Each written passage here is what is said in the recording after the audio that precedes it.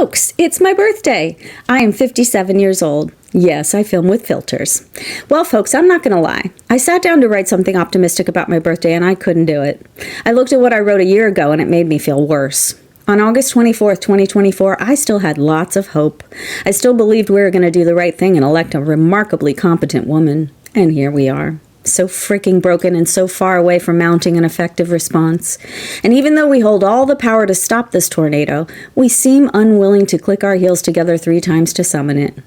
When I think of what has happened to us, I think it's incredibly obvious that being a wealthy nation doesn't mean shit. The only way all of this could have happened is with lousy parenting and lousy education. Horrible people are rarely born, but in America they're widely bred. People with strength of character don't wait for permission to be their most awful selves. People with critical thinking don't see a future in sabotaging kindness and empathy.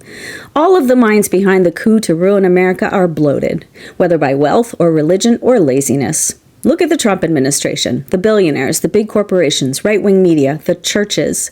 Those entities took their privilege and power and used it to entice millions into letting all of their worst instincts hang out. They looked at lonely, sad, suffering, uneducated people and decided the best way to unify and motivate the masses was to bring out the worst of them. The monsters behind all of this were effective because they lowered the bar far enough to let any awful person meet it. The strategists were like, let's let people be cruel, hateful, narcissistic, lazy, aggressive, and dangerous. You don't need skills for that. Anyone can do it.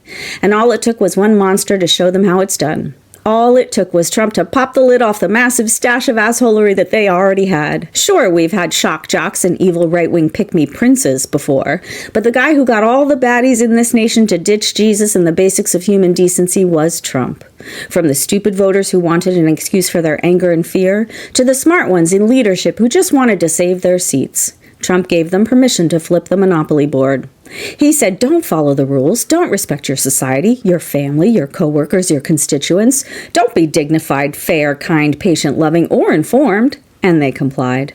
And now I'm 57 having to deal with their colossal F-up and marveling at what a waste of our best selves this whole thing is. A year ago, I still thought we were smart enough to keep the madman from breaking us any more than he already did.